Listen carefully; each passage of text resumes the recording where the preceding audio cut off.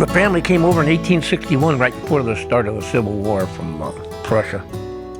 Bernard and Herman, I think they were 8 and 11 at the time. And then they started to build, rowing boats to get out into the lake. And then, of course, that developed into the Lyman Brothers boat building. And then they set up, a shop down on the waterfront. They were moved off the lakefront at the start of World War I. And they went back to the homestead on East 43rd. Of course, they couldn't build any larger ones like they did down on the lakefront. About that time, that a group of city fathers from Sandusky came over and persuaded him to move to Sandusky on the bay, on the water. That was 1928. And beginning 1929, the first boat came out of the back of that tractor plant at about the same time that the Depression came. So they never got the new building built till 1937, 1938. So he had a tough row to hoe. He no sooner moves over to Sandusky and the Depression comes along.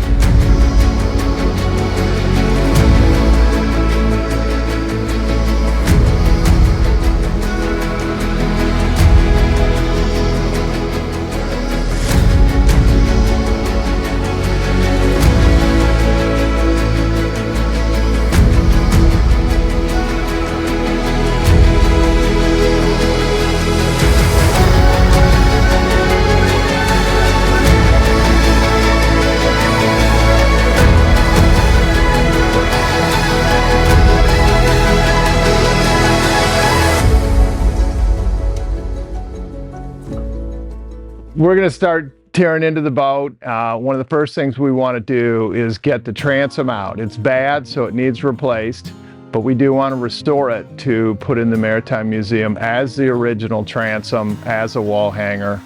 But the transom being out is going to allow us better access for cleaning, further disassembly, and also the throttle rods, which are like 20 feet long, have to come out of the back of the boat because of the way they're trapped in there.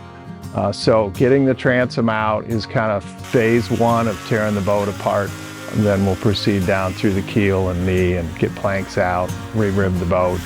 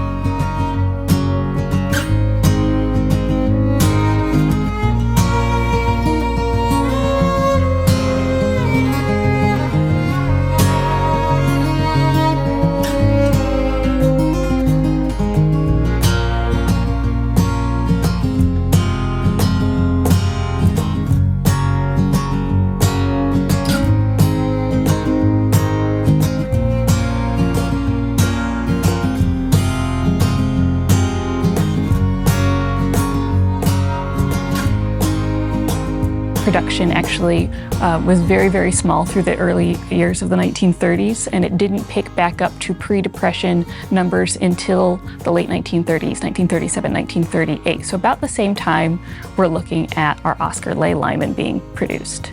Lyman continued to try to build slowly, but their biggest change was actually World War II.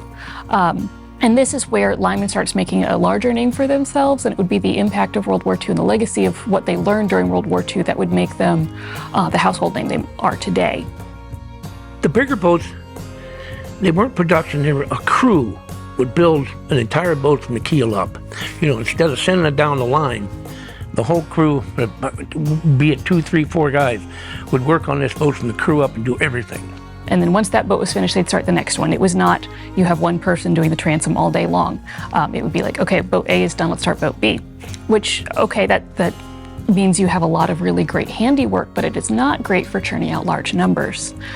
Because of that shift to assembly line production in the 1950s, they were actually able to meet a peak production of 5,000 boats in 1955 compared to the under 1,000 boats that you'd seen throughout the 1930s.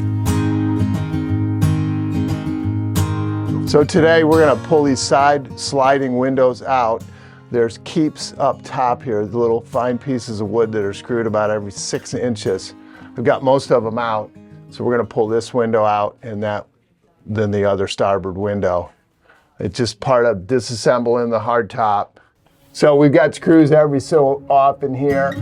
And get that one out. And this should come out unless I'm missing one. There's one right here. Okay. Okay.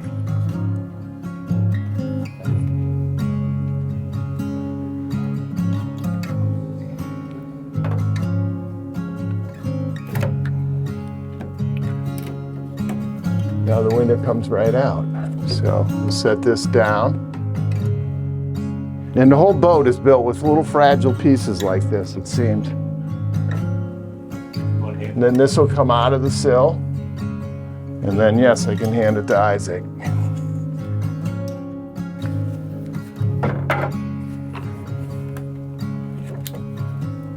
And this long, fragile keep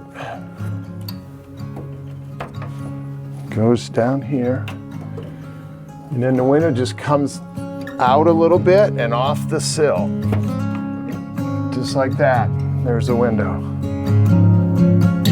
Should the public be interested, particularly in this this project? Well, it's part of history.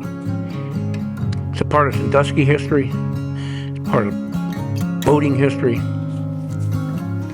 Lyman's a big part of recreational boating in the United States. One of the biggest names post-war. It's got to be preserved. And, there's still thousands of them out there, especially the little outboards. There'll always be Lyman's.